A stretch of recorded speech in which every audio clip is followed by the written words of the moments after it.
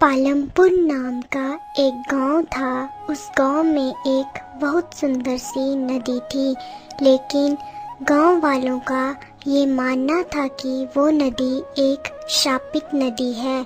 उस नदी के पास जो कोई जाता है या फिर उसका पानी पी लेता है, वो वापस लौटकर नहीं आता था। सुना है कि उस शापित नदी ने फिर से एक निर्दोष की जान ले ली है। हाँ भाई, मैंने भी सुना है। बाजू के गांव का एक चरवाहा अपनी गाय चराते चराते उस नदी का पानी पी लेता है और वापस लौट कर नहीं आता। गांव वालों की बात सूर्य नाम का लड़का सुन रहा था। अरे ये क्या बात कह रहे हैं ये लोग? क्या ऐसा सच में होता होगा? मुझे जंगल में जाके उस नदी का पता लगाना ही पड़ेगा। एक दिन की बात है, एक लकड़हारा जंगल में उस शापित नदी से थोड़ी दूर लकड़ियां काट रहा था।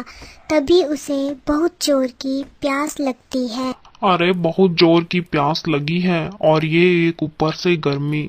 चलो कहीं पे पानी पी कर आता हूँ।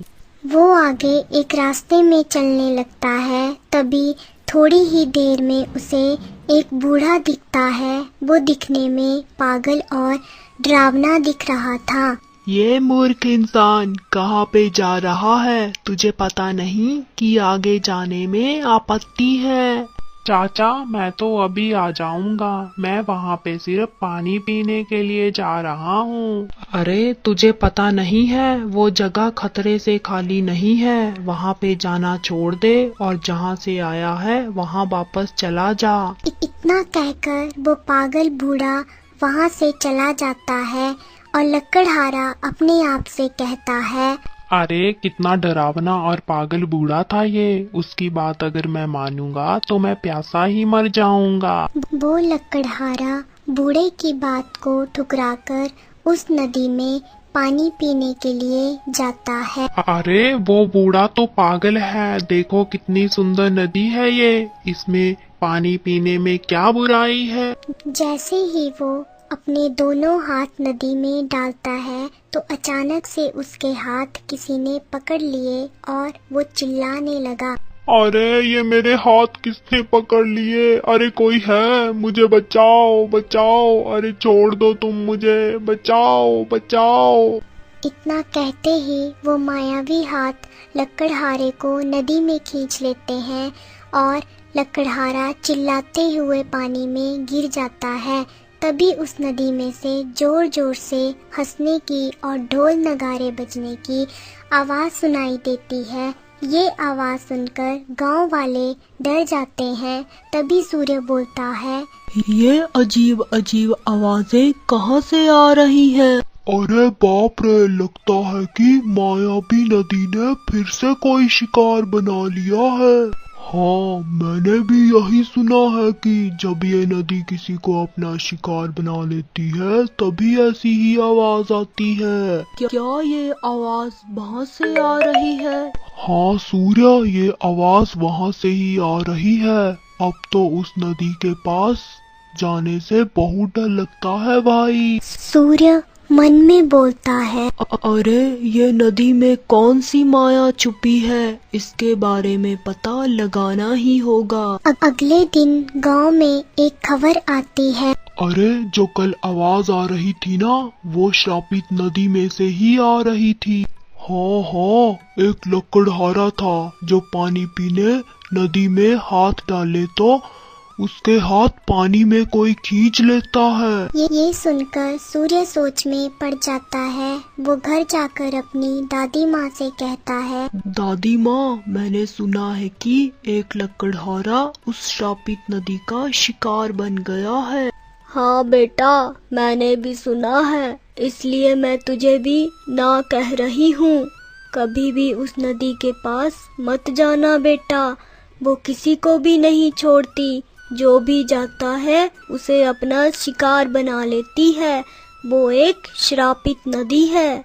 हाँ हाँ दादी, मैं कभी भी उस नदी का पानी नहीं पीऊंगा। पानी तो दूर की बात, लेकिन उस नदी और जंगल के आसपास भी नहीं जाएगा। सूर्य मन में बोलता है। चाहे कुछ भी हो जाए लेकिन मुझे उस नदी के बारे में पता लगाना ही पड़ेगा। अगले दिन सुबह सूर्य अपनी दादी से कहता है, दादी, मैं गांव में अपने दोस्तों के साथ बैठने जा रहा हूँ। ठीक है बेटा, लेकिन कल मैंने कहा था वो याद है ना? हाँ दादी, मुझे बराबर याद है, मैं वहाँ पे नहीं जाऊँगा। दादी से झूठ बोलकर सूर्य उस जंगल के रास्ते से उस नदी के पास जाता है। कुछ देर बाद उसको एक बूढ़ा सामने से चलते हुए देखता है। वो बूढ़ा सूर्य से कहता है, ए लड़के, कहाँ पर जा रहा है? तुझे पता नहीं है क्या कि वो जगह खतरे से खाली नहीं है, वहाँ पे श्रापित नदी है। लेकिन ऐसा तो क्या है उस जगह में जो आप इतना मना कर रहे हैं? लेकिन वो श्रापित नदी है, भूतिया थोड़ी जो मुझे मार देगी। अरे मूर्ख के सरदार, उस नदी के पास जो कोई जाता ही है वो वापस नहीं आता। वो नदी उसे अपना शिकार बना लेती है। इतना कहकर वो बूढ़ा बहुत ही क्रोध से आगे चलने लगता है, लेकिन सूर्य को ये बात हजम नहीं होती। अरे ये बूढ़ा तो मुझे पागल लगा। ठीक है, कोई बात नहीं, जो होगा वो देखा जाए। थोड़ा आगे चलते ही सूर्य को वह नदी दिख जाती है। नदी की सुंदरता को देखते सूर्य खुश हो जाता है। अरे कितनी प्यारी नदी है, देखकर मन प्रसन्न हो जाता है। लेकिन जो गांव वाले बोलते हैं कि वो शापित है, वो क्या है समझ में नहीं आ रहा। तभी सूर्य को किसी के रोने की आवाज सुनाई देती है। अरे ये कैसी आवाज आ रही है? लगता है कोई रो रहा है। कौन है जो रो रहा है? कौन है? कौन है? तभी उसे कुछ दूर एक साधु दिखाई देता है जो बैठकर रो रहा था। फिर सूर्य उस साधु के पास जाता है और कहता है, साधु महाराज, आप कौन हो और यहाँ बैठकर क्यों रो रहे हो? क्या हुआ है आपको? बेटा, वो एक भूत है, भूत। तुम मुझे बचा लो बेटा, बचा लो, वो मेरे पीछे पड़ गया है। ये आप कैसी बात कर रहे हो साधु महाराज? कौन सा भूत? तभी उस वक्त उसे एक और आवाज कानों में गूंजती है और वो पीछे मुड़ के देखता है तो उसे वही डरावना बूढ़ा दिखाई देता है। बूढ़ा गुस्से से सूर्य को कहता है, ये लड़के, तुझे मैंने मना किया ना कि यहाँ पे मत आ। अरे ये नदी तेरा शिकार बना लेगी। तुझे कुछ समझ में आता है कि नहीं पागल? अभी भी मैं कह रहा हूँ, चला जा यहाँ से। ये रहस्यमयी नदी तेरी जान ले लेगी, चला जा।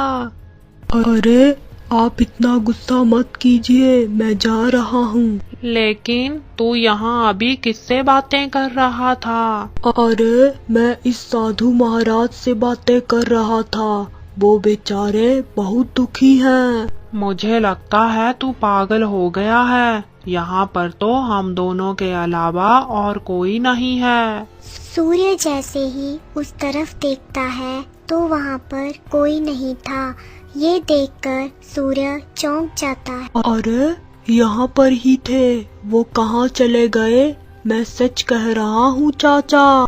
अरे वो एक भूत प्रेत था। लड़के, तू जल्दी से यहाँ से चला जा। ये देख, सूरज ढलने को आया है। रात को तो ये जगह और भी खतरनाक हो जाती है। जिस जगह से आया है वहाँ पे वापस चला जा। हाँ हाँ चाचा जी, आपकी बात बिल्कुल सही है, मैं जा रहा हूँ, आप गुस्सा मत कीजिए। फिर वो बूढ़ा आदमी वापस से गुस्सा करके आगे चलने लगता है और सूर्य भी अपने रास्ते चलने लगता है। सूर्य को अपने घर आते आते रात हो जाती है। घर आकर देखता है तो तभी उसकी दादी घर के मुख्य दरवाजे पे ही खड़ी थी। अरे बेटा सूर्य, तू कहाँ चला गया था? मैं कब से तेरा इंतजार कर रही हूँ। रात हो गई, तुझे पता नहीं है क्या? सूर्य मन में बोलता है। अगर दादी को सच बता दिया तो वो जान खा जाएगी। अरे दादी, वो मैं अपने दोस्त के घर गया था और वहाँ हम बात करने लग गए तो हमें पता ही नहीं चला कब शाम हो गई। अच्छा हुआ तू जल्दी घर आ गया, लेकिन आइंदा कभी इतनी देर कहीं मत चले जाना। हाँ हाँ दादी, अब कभी भी नहीं जाऊंगा। अरे मुझे बहुत ही तेज भूख लगी है, आप खाना लगा दो, मैं हाथ मुंह धो लेता हूँ। तभी उसकी दादी माँ उसके लिए खाना लगाती है और सूर्य खाना खा के सोने जाता है। लेकिन उसके मन में वो बूढ़ा और गायब हुए साधु के ही विचार आ रहे थे। सूर्य मन में बोलता है, सच में उस नदी में और जंगल में कुछ तो है। मैं कल वापस उस नदी के पास जाऊंगा और देखूंगा कि क्या मामला है। अगले दिन सुबह गांव में एक औरत जोर जोर से रो रही थी और उसके आसपास कई लोग भी खड़े थे।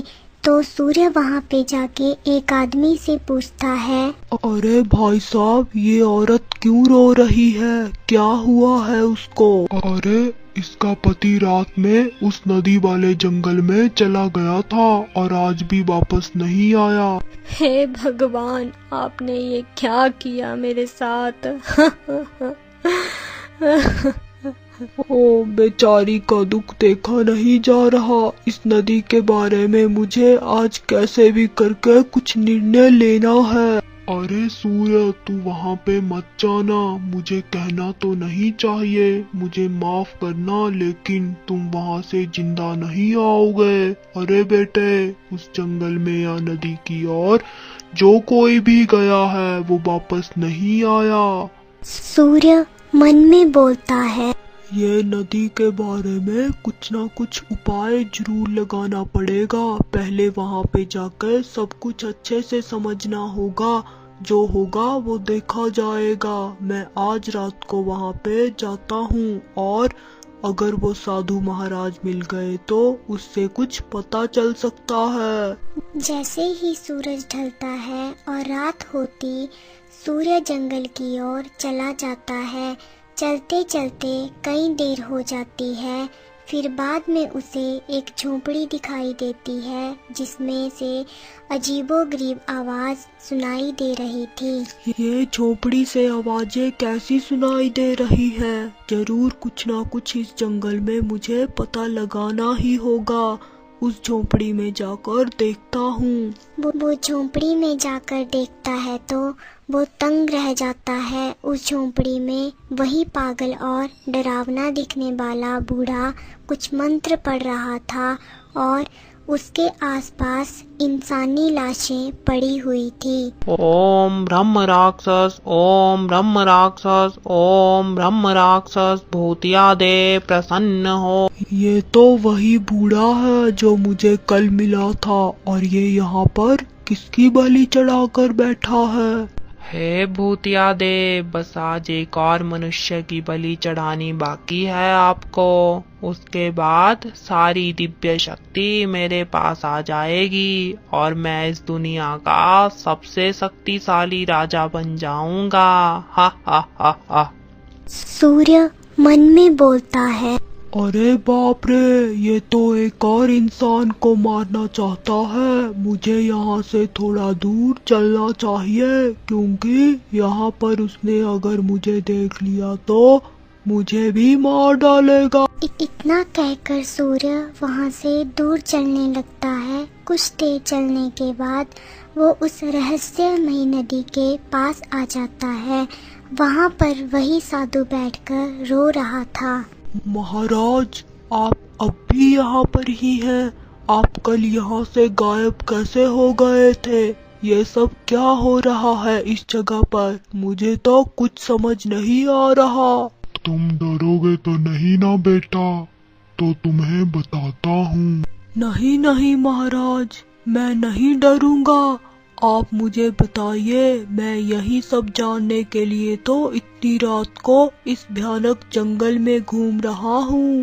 देखो बेटा, मैं कोई इंसान नहीं हूँ बल्कि एक आत्मा हूँ। आत्मा, मुझे मरे हुए कई साल बीत गए लेकिन अभी तक मुक्ति नहीं मिली। मुझे तब तक मुक्ति नहीं मिलेगी जब तक उस दुष्ट को सजा नहीं मिलती। ये बात सुनकर सूर्य तो चौंक जाता है और साधु को कहता है, ये आप क्या कह रहे हैं? लेकिन कौन है वो पापी? मुझे जिसने मारा वो पापी और कोई नहीं बल्कि मेरा सगा भाई है। बहुत साल पहले की बात है, इस गांव में मेरे पिताजी एक मंदिर के पुजारी थे और हम दोनों भी उनके साथ रहते थे। मेरा भाई बचपन से ही सबसे शक्तिशाली बनना चाहता था, इसलिए उसने ब्रह्म राक्षस को प्रसन्न करने के लिए इंसानों की बलि देना शुरू कर दिया। मुझे ये बात पता चली तो मैंने पिताजी को बताया। पिताजी ने तुरंत उसे घर से निकाल दिया और बाद में वो इस जंगल में आकर फिर से ब्रह्म राक्षस को बलि चढ़ाना शुरू कर देता है। एक बार मैं इस नदी में स्नान करने के लिए आया तो वो मुझे देख लेता है और मुझे यहीं मार देता है और तब से मेरी आत्मा यहाँ पर भटक रही है। ये बात सुनकर सूर्य चौंक जाता है। ओह, तो ऐसी बात है। लेकिन ये नदी का क्या चक्कर है बाबा? ये नदी से लोग इतना क्यों डरते हैं और इसे लोग श्रापित नदी क्यों कहते हैं? ये नदी बेटा कोई श्रापित नहीं है, वो भी उसी का ही काम है। वो अपनी दिव्य शक्तियों की वजह से नदी के अंदर चुपकर बैठा रहता है। जब भी कोई पानी पीने आता है तब उसकी जान ले लेता है और ब्रह्म राक्षस को उसकी बलि चढ़ा देता है। इसलिए गांव वाले यहाँ आने से डरते हैं। आज उस पापी को सिर्फ एक बलि चढ़ानी है। अगर वो ये कर देता है तो उसे सर्वशक्तिमान का वरदान मिल जाएगा। जब तक उस पापी को सजा नहीं मिलेगी तब तक मुझे मुक्ति नहीं मिल सकती। आज अगर उसने अपना किसी को शिकार बना लिया तो वो सबसे शक्तिशाली बन जाएगा।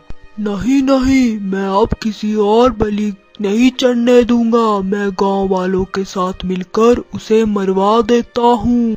नहीं नहीं बेटा, वो ऐसे नहीं मरेगा। वो बहुत ही शक्तिमान है। जैसे ही तुम उस पे प्रहार करोगे तो वो गायब हो जाएगा और तुम्हारी जान ले लेगा।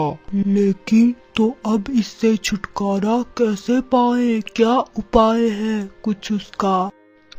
उसका उपाय सिर्फ एक ही है। उस नदी के पार उदयनगर नाम का एक राज्य है। वहाँ पर शिवजी का एक मंदिर है। उस मंदिर में अमृत जल है। वो जल अगर तुम उस पर शिवजी का नाम लेके चुपके से उसके ऊपर डाल दोगे तो वो हमेशा हमेशा के लिए जलकर भस्म हो जाएगा। बाद में मेरी आत्मा को भी शांति मिलेगी और गांव वाले भी अच्छे से अपना जीवन जी सकते हैं।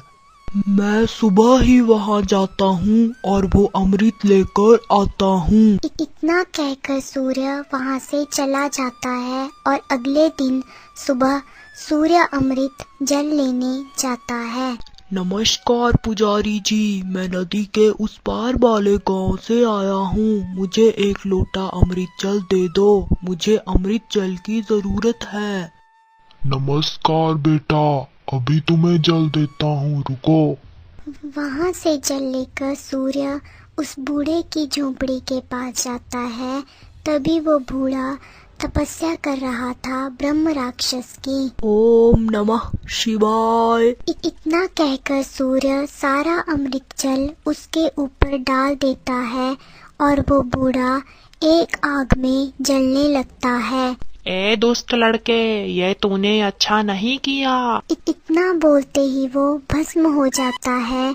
तभी उसके सामने वो साधु प्रकट होते हैं। तुम्हारा बहुत बहुत शुक्रिया बेटा, आज तुमने मुझे मुक्ति दिलाई। भगवान पूरी जिंदगी तुम्हारा भला करे।